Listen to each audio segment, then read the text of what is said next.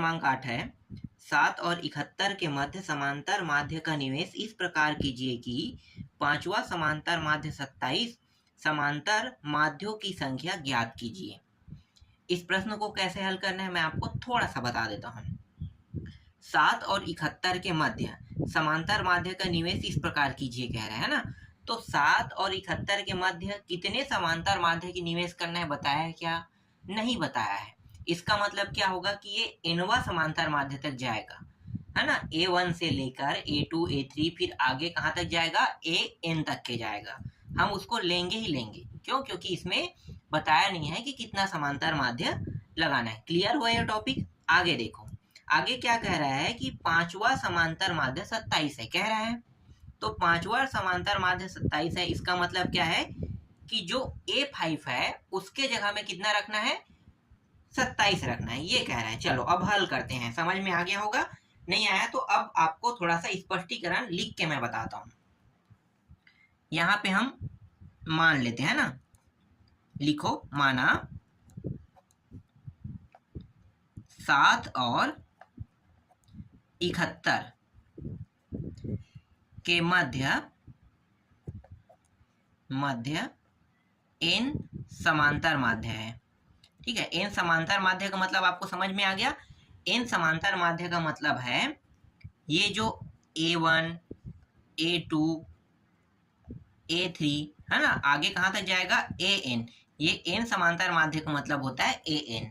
ठीक है, तो ये जो A1 से लेके जो AN है ये किसके बीच में है? 7 और 71 के बीच में। तो यहाँ पे मैं क्या करूंगा? 7 को आगे में लगा दूंगा और पीछे में 71 को लगा दूंगा। ठीक है, फिर समांतर माध्य है। क्लियर हुआ ये टॉपिक कि 7 और 71 के मध्य n समांतर माध्य है। इसका मतलब A1 से लेकर AN, देखो अंदर में है ना, A1 से लेकर AN, 7 आगे में और पीछे में 71। क्लियर हुआ?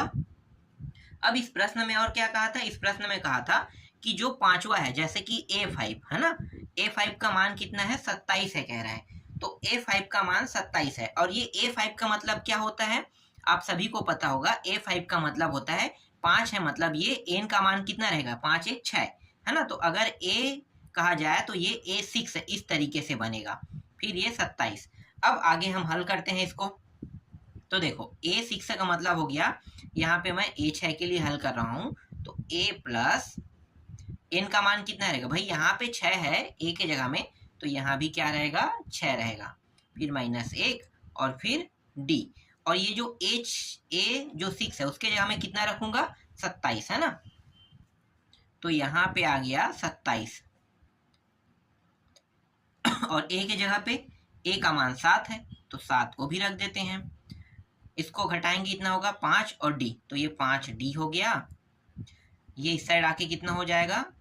इस साइड आके मतलब ये प्लस है तो माइनस हो जाएगा, और यहाँ पे 5D घटा दो तो 20 आएगा। 27 में 7 घटाओगे 20 और ये 5D, 5 एकम 5 चौके, 4 बार में क्या हो गया? कट गया। तो D का मान कितना आया? D का मान यहाँ पे हमें प्राप्त हुआ 4। ठीक है, D का मान 4 प्राप्त हो गया। समझ में आया ना? बहुत सरल प्रश्न है, बहुत ही सरल। तो D का मान यहाँ पे निकल गया। हमारे पास A का मान है, A के अलावा किसका मान है भाई? देखो A का मान हमारे पास है, A के अलावा D का मान है। ठीक है, A और D का मान तो है, तो A और D का मान हमारे पास है, बस अब निकालना है N का मान, क्योंकि हमारे पास N का मान नहीं है। ठीक है, ये जो N है इसका मान हमारे पास नहीं है, तो N का मान क्या करेंगे? निकालेंगे।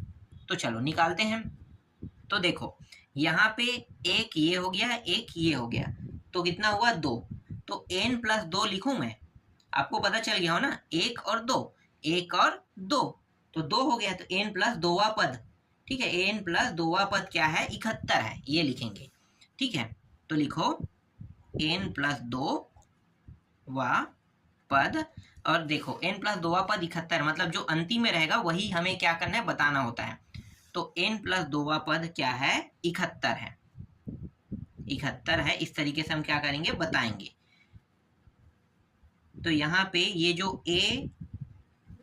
n प्लस 2, जहाँ पे n रहेगा वहां पे आप क्या रखेंगे? n प्लस 2 और ये 71।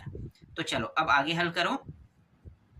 तो इसको हल करते हैं, तो ये हो जाएगा 71 को मैं इस साइड लिखते जाऊंगा और इस पूरे के जगह में a plus n plus 2 minus 1 और d ये लिखेंगे ना, बिल्कुल।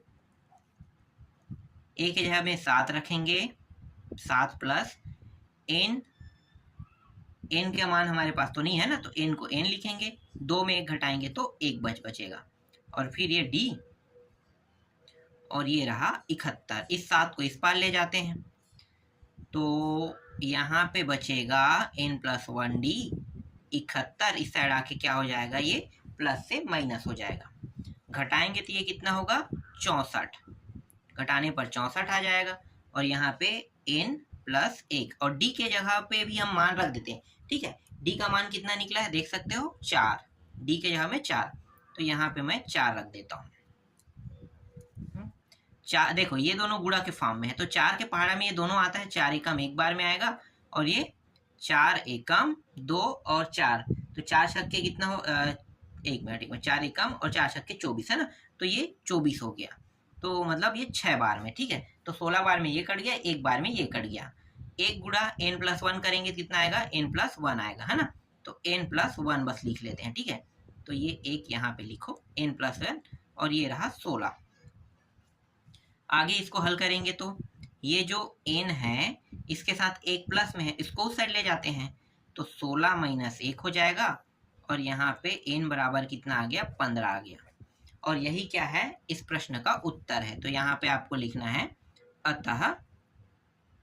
अतः 7 और 71 के मध्य 15 समांतर माध्य है, ठीक है। कुल कितने समांतर माध्य है, 7 और 71 के मध्य जो n का मान आया ना वो बता रहा है कि 15 समांतर माध्य है। तो इस तरीके से 8वां प्रश्न भी आपका कंप्लीट हो गया। चलो 9वां प्रश्न देखते हैं। देखो 9वां प्रश्न, यहाँ पे क्या है x दिया है ना, x और 3x के मध्य n समांतर माध्य पदों का योगफल ज्ञात कीजिए, ठीक है। योगफल इस बार ज्ञात करना है, लेकिन हल जो है वो पहले तो हमें करना पड़ेगा ना, a1 a2 का जैसे मान निकालते हैं वैसा तो आपको पहले निकालना ही पड़ेगा। तो हमें क्या करना है, हमें तो निकालना है, लास्ट में जो प्रक्रिया हमने चौथा प्रश्न में किया था वैसे ही इसमें भी करेंगे, ठीक है। तो चलो पहले हम निकाल लेते हैं। तो यहाँ पे आपको क्या लिखना है, मानना लिखना है ना, हल माना x और 3x के मध्य n समांतर माध्य है, ठीक है। n समांतर माध्य है, क्योंकि यहाँ पे कितने निकालना है नहीं बताया, इसलिए हम क्या करेंगे n समांतर माध्य लेंगे, ठीक है। इसके बाद x, और x के बाद आपको a1 a2 जितना तक लिखना है लिख सकते हो, डायरेक्ट इसके बाद an लिख लेते हैं, और अंतिम में क्या है 3x है, इस तरीके से क्या करेंगे लिख देंगे, ठीक है। यहाँ तक क्या आपको पूरा समझ में आ गया, ठीक। अब देखो ये 1 और 2, ठीक है, 1 और 2, तब क्या होगा, तब ये होगा n प्लस 2वां पद होगा ना, और अंतिम में क्या है 3x है ना, तो अंतिम में क्या है 3x, n पर 2वां पद क्या है 3x है, ठीक है। तो 3x है क्योंकि यहाँ पे क्या करना है कर देना है, ठीक है। n प्लस 2वां पद 3x है, तो इस तरीके से हम लिखेंगे। अब n प्लस 2वां पद के लिए हल कर रहे हैं, तो a प्लस n के जगह में क्या रहेगा n प्लस 2 माइनस 1 और ये d बराबर 3x, ये रहेगा ना, बिल्कुल। अब a की जगह में कितना रखेंगे x रखेंगे, तो ये रहा हमने x रख दिया, इसको घटाएंगे तो n प्लस 1 आएगा, और ये d, और ये रहा 3x। ये जो x है इसको इस साइड ले जाते हैं, तो यहाँ पे बचेगा n प्लस 1 d, और ये इस साइड जाके क्या होगा 3x के साथ घट जाएगा, तो मैं डायरेक्ट लिख देता हूँ 2x, ठीक है, क्योंकि घटेगा तो ये 3 से 1 घट के 2x हो जाएगा। अब यहाँ पे ये जो d है इसको यहीं पे रहने दे, क्योंकि ये गुणा के फॉर्म में है, और आपको पता है अगर कोई मान गुणा के फॉर्म में है तो वो क्या करेगा दूसरे साइड में जाके नीचे में आ जाएगा, तो नीचे में मतलब 2x को क्या करेगा भाग देगा, तो n प्लस 1 हो जाएगा। तो यहाँ पे जो d का मान हमें प्राप्त हुआ है को कितना प्राप्त हुआ है, डी का मान 2x अपान n प्लस 1 हमें प्राप्त हुआ है। ठीक है, ये क्लियर हुआ। अब a1 a2 है ना, इसका मान निकालते हैं। तो a1 का मान निकाल लेते हैं, सभी का निकालने की जरूरत नहीं है, हमें a1 और an का मान चाहिए। तो हम सबसे पहले क्या करेंगे, a1 का निकाल लेते हैं। तो a1 और a1 के मान निकाल लेते हैं। तो आपको ये पता होगा है ना कि a प्लस डी होता है ना, a प्लस डी। तो इसके जगह में मान रख दो, a का मान x और d का मान अभी कितना है 2x और ये n प्लस 1। आगे इसको और हल करेंगे तो देखो हर बराबर नहीं है तो जुड़ तो नहीं सकते, नियम आप जानते हो। तो हर को बराबर करेंगे, तो अब हर को बराबर करते हैं तो n प्लस 1, ये भी n प्लस 1 हो जाएगा। ठीक है, ये पूरा इसके साथ गुणा होगा तो ये xn और ये x बन गया। और यहाँ पे क्या है, एक इन दोनों को ऊपर नीचे गुणा करेगा तो सेम टू सेम मान आएगा, तो जैसा है वैसा लिख देते हैं। ठीक है, इस तरीके से ये हो गया। यहाँ तक आपको पूरा समझ में आ गया होगा, है ना। अब देखो यहाँ पे है xn है और ये दोनों जोड़ेंगे तो कितना हो जाएगा 3x और ये रहा n प्लस 1। ठीक, तो a1 का मान कितना आया देख सकते हो, a1 का मान ये है। अब an का मान निकालते हैं, an का मान। तो an का मान निकालेंगे तो यहाँ पे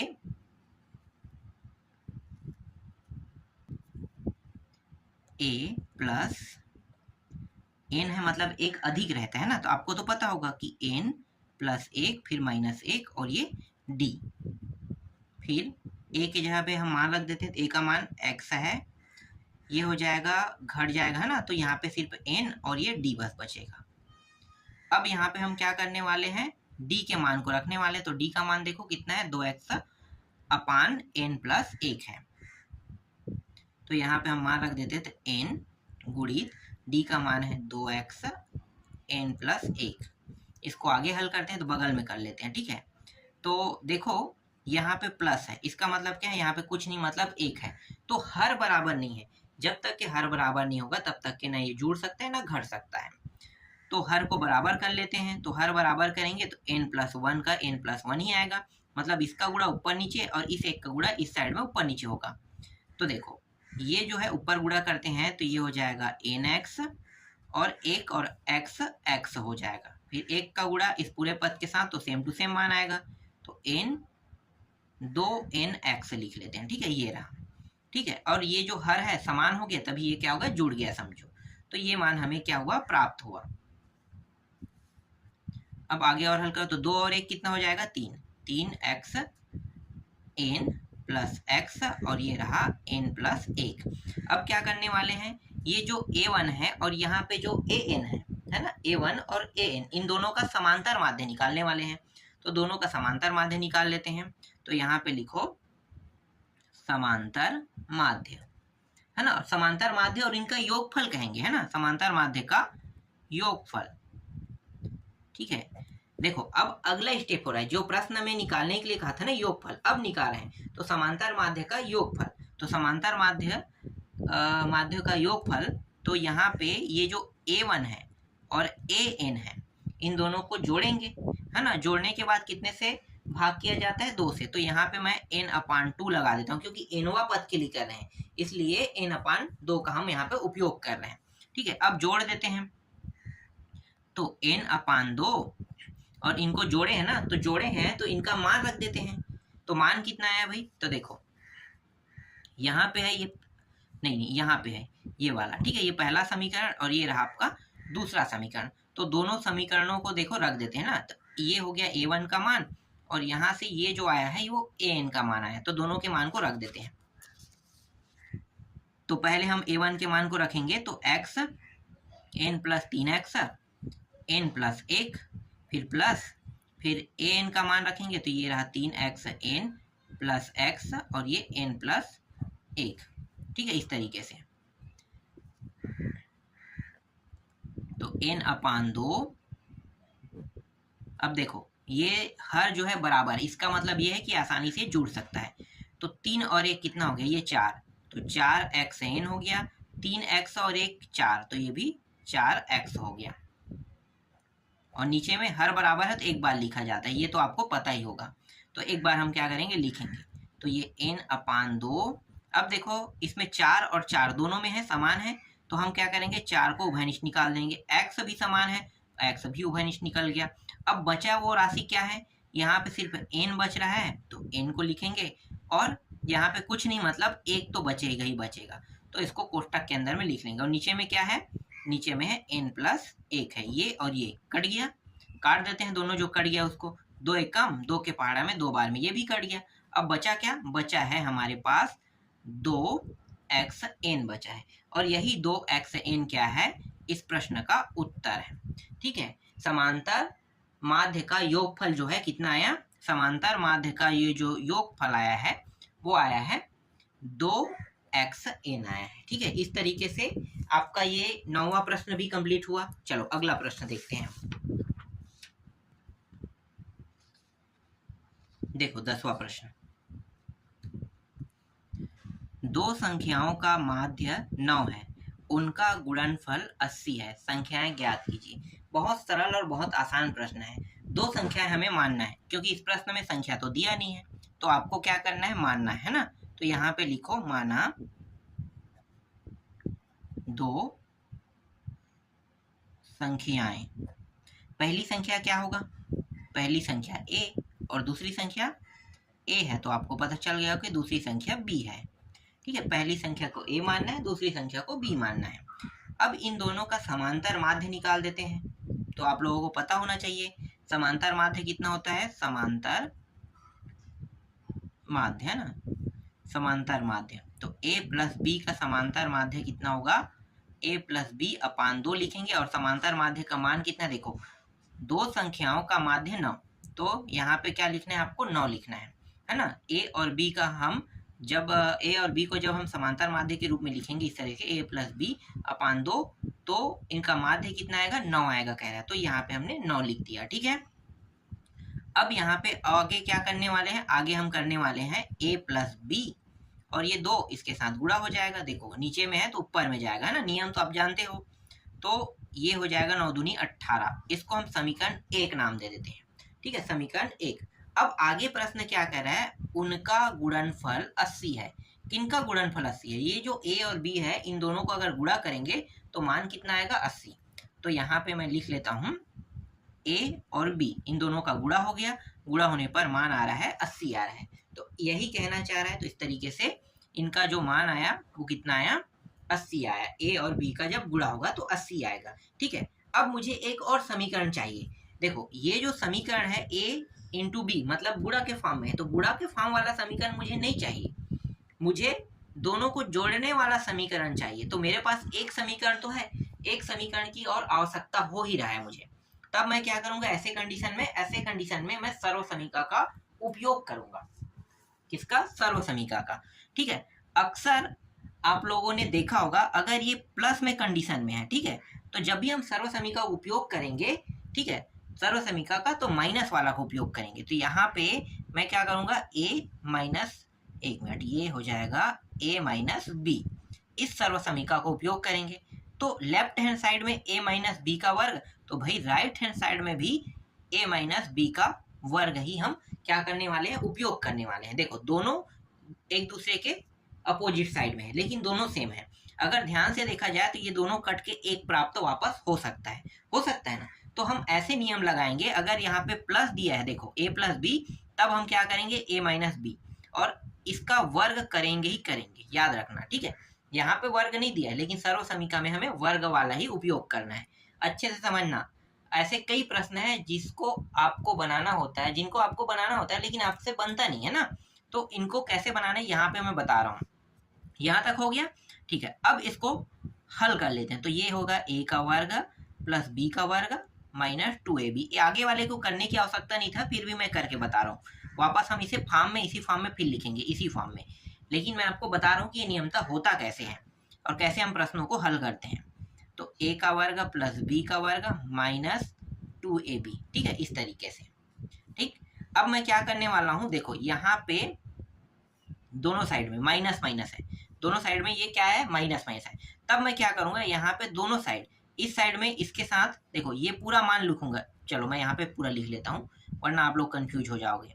a का वर्ग प्लस b का वर्ग माइनस 2 2ab, ठीक है, माइनस 2ab, और यहाँ पे a का वर्ग प्लस b का वर्ग माइनस 2ab। मैं अब क्या करूंगा, यहाँ पे प्लस 2ab लगा दूंगा। अगर मैंने प्लस 2ab यहाँ पे लगाया है तो दूसरे साइड में भी क्या होगा, प्लस 2ab दूसरे साइड में भी मैं लगाऊंगा। आपको तो ये नियम पता ही होगा, है ना, एक साइड में जैसा है वैसा ही दूसरे साइड को भी दिखना जरूरी है। ठीक है, अब मैं वापस क्या करूंगा, ये जो वापस जो मान है इसको मैं वापस जैसा वैसा लिख लेता हूँ। ठीक है, इनको फिर से मैं क्या करूंगा, इसी फॉर्म में लिख लेता हूँ। तो ये हो गया a माइनस बी इसका वर्ग, और यहाँ पे बचा क्या है, 2ab। ठीक है, ध्यान से देखना, अभी हो क्या रहा है आपको पता चल जाएगा। ठीक, अब यहाँ पे देखो, यहाँ पे a का वर्ग प्लस b का वर्ग, लेकिन इसको मैं नहीं करूंगा, माइनस के साथ नहीं करूंगा। अगर मैं माइनस के साथ लेके करूंगा तो मुझे ये वाला फॉर्म नहीं मिलेगा, है ना, ये वाला फॉर्म नहीं मिलेगा। तब मैं क्या करूंगा, इसमें प्लस को यूज कर लेता हूँ। तो ये दोनों के साथ मैं इसका उपयोग करूंगा, समझो, ये दोनों के साथ। तब क्या होगा, a प्लस बी इसका वर्ग हो जाएगा, होगा ना, बिल्कुल। अब यहाँ पे बचा क्या, माइनस 2ab बचा। तो यहाँ पे ये जो मान है a माइनस बी इसका वर्ग जैसा वैसा हम रहने देंगे, और ये वाले मान को इस साइड ले जाएंगे। तो यहाँ पे जो मान है a प्लस बी इसका पूरे का वर्ग, है ना, माइनस 2ab, और ये इस साइड आके क्या हो जाएगा, ये भी माइनस 2ab बन जाएगा ना, बिल्कुल। आगे इसको हल करो तो ये a माइनस बी इस पूरे का वर्ग, और अब इसके जगह में आपको मान रखना है। देखो a प्लस बी के मान कितना है, 18, तो वर्ग है, तो यहाँ पे क्या करना है, 18 का वर्ग कर देना है। ठीक है, ये इसी तरीके से हल होगा, याद रखना। ठीक है, देखो हम आसानी से a प्लस बी के जगह पे मान रख दिए, बिल्कुल। तो ये a प्लस बी के जगह में मान आ गया। अब इन दोनों को क्या करने वाले हैं, देखो दोनों माइनस में मतलब जुड़ जाएगा, तो 2 और 2 4 हो गए, 4ab। अब ये जो है पूरा उतरते जाएगा, ये रहा, और ये 18 का वर्ग करेंगे, तो 18 का वर्ग कितना होता है, 324 होता है ना, 324। अब 4 यहाँ पे है, देखो 4, और ए बी का मान कितना है, ए बी का मान देखो, ए बी का मान 80 है, तो हम यहाँ पे कितना रखेंगे, 80 रख देंगे। तो ये 324 माइनस 4 गुणित कितना है, 4 गुणित 80, तो ये हो जाएगा 320, है ना, 8 चौक 32 मतलब 320, और यहाँ पे a माइनस बी और इसका वर्ग। तो a माइनस बी का वर्ग बराबर, यहाँ पे इसको घटाएंगे तो 4 आ जाएगा। अब 4 को और कैसे लिख सकते हैं भाई, 4 को हम लिख सकते हैं 2 का वर्ग, ऐसे लिख सकते हैं, बिल्कुल। तो ये वर्ग कट गया, तो a माइनस बी इस पूरे का मान कितना प्राप्त हुआ, 2। यही क्या कौन सा समीकरण है, तीसरा समीकरण है। हमें तीसरा समीकरण निकालना था। देखो a माइनस बी के फॉर्म में आ गया, है ना, जैसे जोड़ना या घटाने के फॉर्म में हमें लाना ही था। तो एक तो जोड़ना के फॉर्म में, एक तो घटाना के फॉर्म में। अब हम क्या करने वाले हैं, दोनों, जो पहला समीकरण और जो तीसरा समीकरण, देखो ये जो पहला समीकरण है, ये पहला समीकरण है ना, और ये जो तीसरा समीकरण है, इन दोनों को अब जोड़ देते हैं। तो लिखो यहाँ पे समीकरण 1 और 3 को जोड़ने पर तो a प्लस बी पहला समीकरण था और इसका मान था 18, और दूसरा ये जो तीसरा समीकरण है वो है a माइनस बी और इसका मान कितना है, 2। जोड़ेंगे तो ये हो जाएगा 20, ये प्लस है, ये माइनस, तो ये दोनों कट गया, 1 और 1 2, तो 2a हो गया। 2 के पहाड़ा में ये 10 बार में कट गया, तो a का मान कितना आया, a का मान आ गया 10 आ गया। ठीक है, अब क्या करेंगे, ये जो a का मान जो हमें प्राप्त हुआ है, ठीक है, जो a का मान 10 प्राप्त हुआ है, चाहो तो आप पहला समीकरण में रख सकते हो, चाहो तो आप तीसरा समीकरण में रख लो, किसी भी समीकरण में रखोगे b का मान आसानी से आ जाएगा। तो चलो हम लोग इसको रख लेते हैं पहले समीकरण में, है ना। तो समीकरण 1 में a का मान रखने पर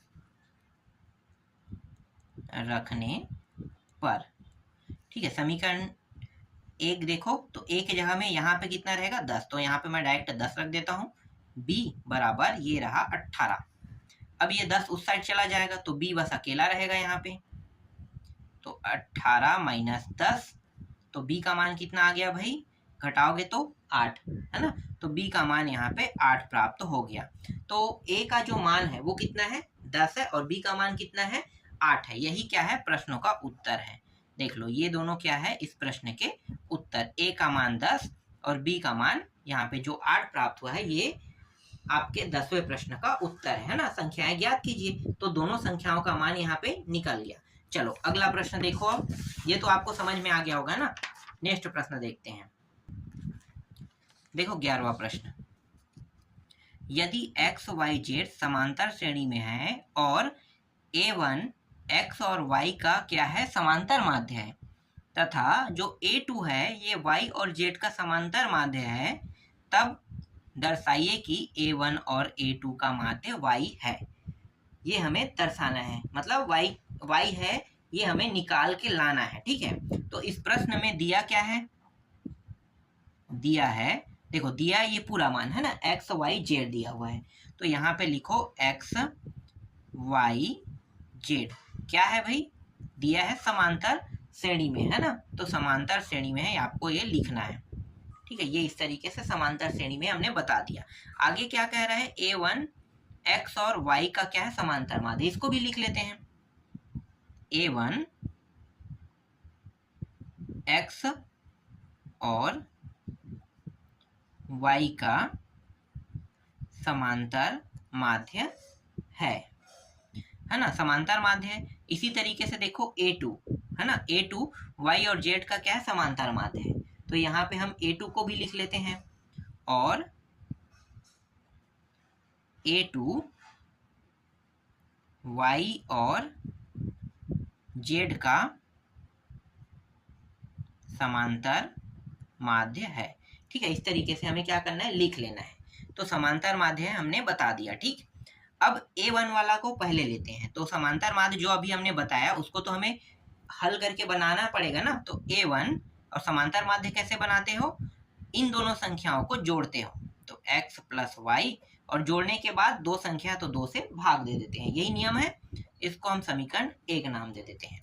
अब a2 के लिए करेंगे, तो जो हमने a2 y और z का समांतर माध्य लिखा है, तो a2 बराबर y प्लस z करेंगे, और ये 2, और ये रहा आपका दूसरा समीकरण। क्लियर हुआ। ठीक, अब क्या करेंगे, अब ये जो a1 और a2 है, अब इन दोनों को एक साथ जोड़ देते हैं। दोनों जो मान है, मतलब जो a1 है a2 है, अब दोनों को जोड़ देते हैं। तो समांतर माध्य फिर से निकालते हैं।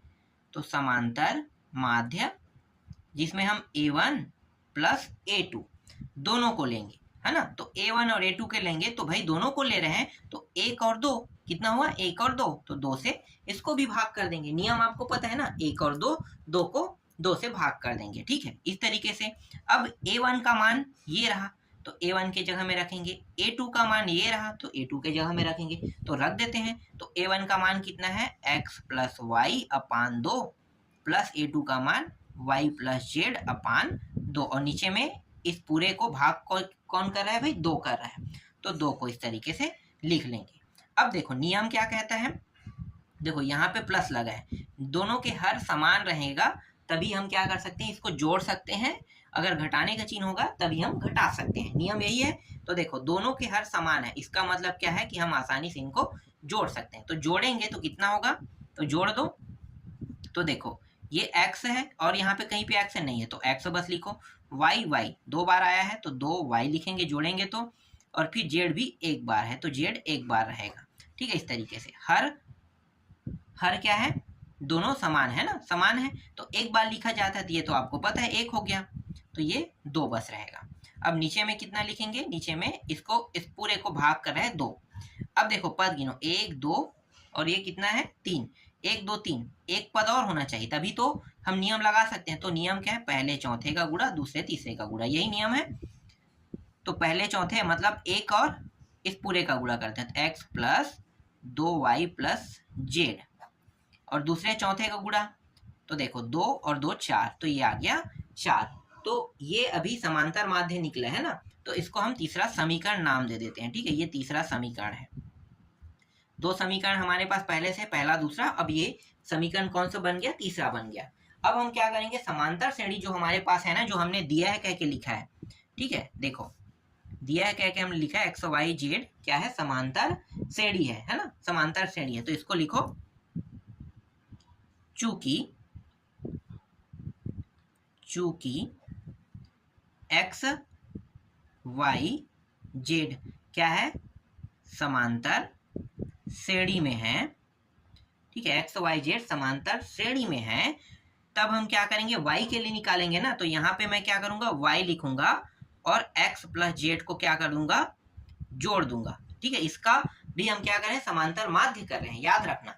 हम हल किसके लिए कर रहे हैं, y के लिए कर रहे हैं ना। इस प्रश्न में y का माध्य मतलब y क्या है, माध्य है बता रहे हैं ना, y हमें निकाल के लाना है। तो अब भाई हम y के लिए हल करेंगे तो y को हम क्या करेंगे, इस तरीके से लिखेंगे जैसे a1 a2, तो समझो कि ये a3 है अभी, है ना, a3 है तो x प्लस जेड अपान 2, इस प्रकार से हमें करना ही है, ठीक है। कर दिए, आगे इसको हल करो तो ये गुणा इसके साथ हो जाएगा, तो 2y बराबर x प्लस जेड, ठीक है, 2y x प्लस जेड हो गया। तो 2y का मान कितना आ गया, 2y का मान आ गया x प्लस जेड आ गया, ठीक है। इसको हम चौथा समीकरण नाम दे देते हैं। अब क्या करने वाले हैं, अब ये जो तीसरा समीकरण देखो, ये रहा तीसरा समीकरण, ठीक है, और चौथा समीकरण ये रहा। तो ये जो चौथा समीकरण का मान है उस तीसरा समीकरण में क्या करना है, रखना है, बस इतना ही करना है। तो लिखो समीकरण 3 में 2y का मान रखने पर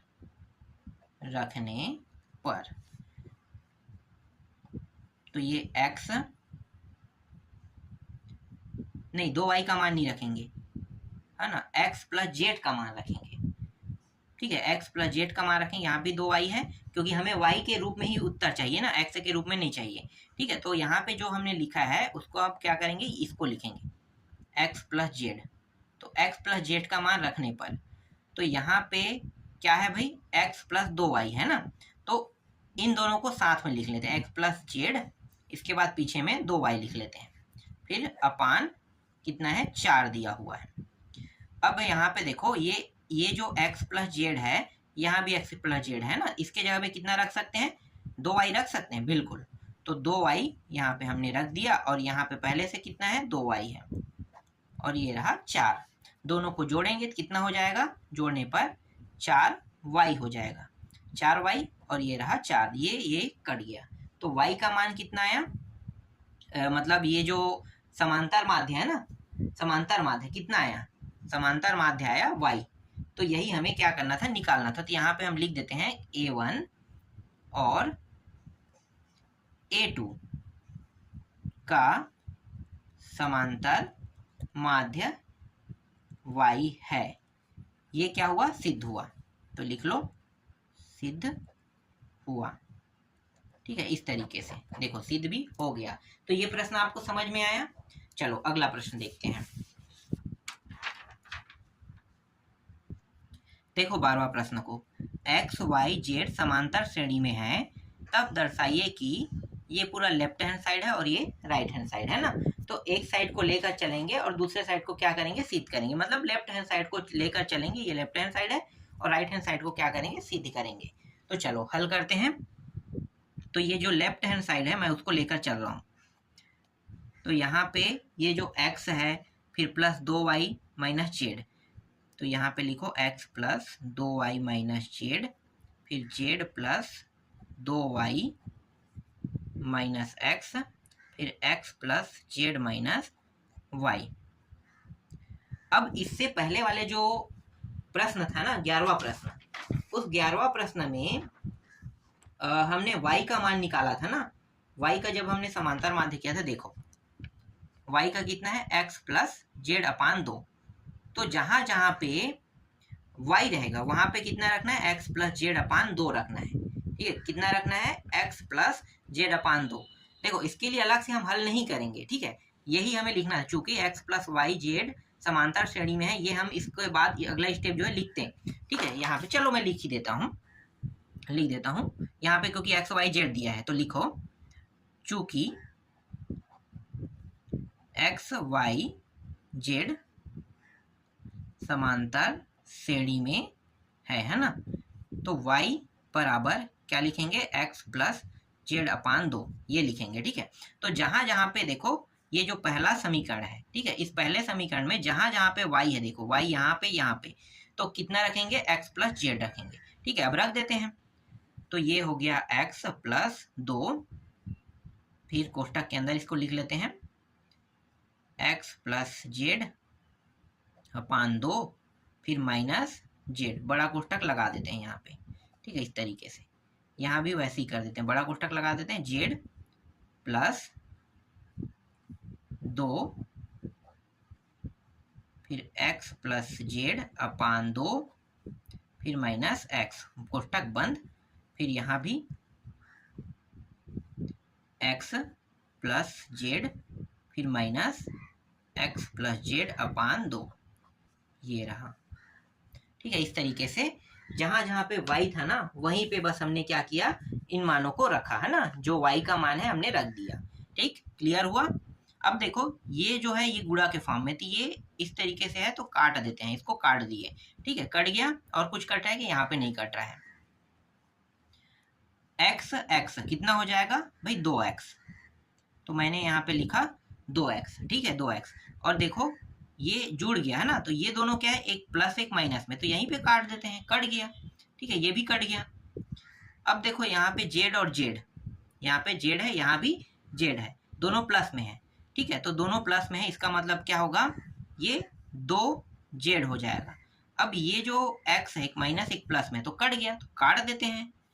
ठीक, यहाँ पे कुछ कट रहा है क्या, देखो कटेगा तो काटेंगे, नहीं कटेगा तो बिल्कुल नहीं काटेंगे। ठीक है, कटेगा तभी हमें क्या करना है, काटना है, नहीं कटेगा तो हमें नहीं काटना है। देखो अब इन दोनों के हर जो है वो बराबर नहीं है, तब क्या करेंगे, इसका 2 का है, 2 का जो है यहाँ पे क्या करेंगे, गुणा कर देंगे, तो 2x प्लस 2z, और ये जो माइनस अंदर गुणा कर दो तो माइनस x माइनस जेड हो जाएगा। अब हर इनका क्या हो गया, बराबर हो गया।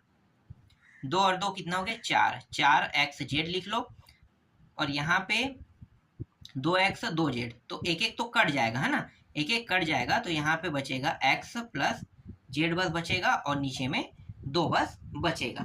ठीक है, यही बस क्या होगा, यहाँ पे बचेगा। अब आपको पता होगा कि ये किसका मान है भाई, देखो x plus z upon 2 y का मान है ना, तो इसके पूरे मतलब ये जो x प्लस जेड है, इसके जगह में मैं अब क्या कर सकता हूँ, y रख सकता हूँ, बिल्कुल। तब मैं यहाँ पे क्या रखूंगा, मैं यहाँ पे रख लेता हूँ 2, नहीं यहाँ पे कितना है, 4 है, 4x जेड और ये y, और यही क्या है, राइट हैंड साइड है, तो राइट हैंड साइड क्या हुआ, सिद्ध हुआ, राइट हैंड साइड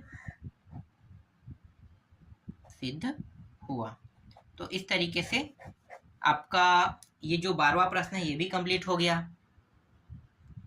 अब तो देख लेते हैं 13वां प्रश्न को, है ना।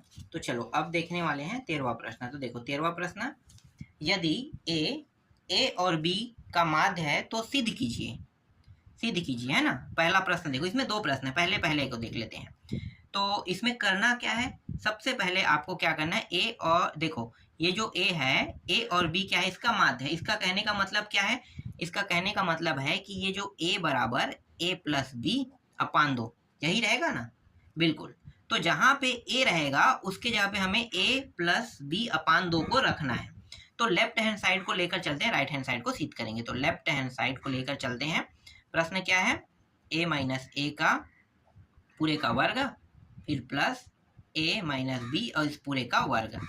a के जगह पे हम इस मान को रखेंगे, तो a माइनस बी अपान 2, और यहाँ पे पहले से क्या है, a दिया हुआ है, इसका वर्ग, फिर प्लस a प्लस बी, ये रहा, और यहाँ पे b, इसका भी पूरे का वर्ग।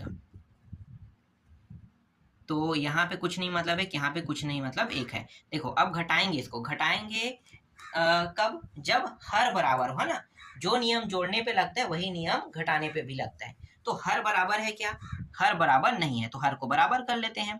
तो इस 2 का यहाँ पे गुणा कर देंगे, a plus B minus 2a, और 2 लिख देते हैं, हर बराबर हो गया, और फिर इसका वर्ग पूरे का, फिर प्लस यहाँ भी सेम वैसे ही करेंगे, a plus B minus 2b, और ये रहा 2, यहाँ भी हर बराबर हो गया। अब यहाँ पे देखो जो घट रहा है उसको घटा देते हैं, तो देखो ए घट रहा है ना, तो b माइनस ए आ जाएगा यहाँ पे, b माइनस ए, और ये रहा 2 इस पूरे का वर्ग, यहाँ पे प्लस यहाँ पे a माइनस बी और इस पूरे का ये रहा वर्ग।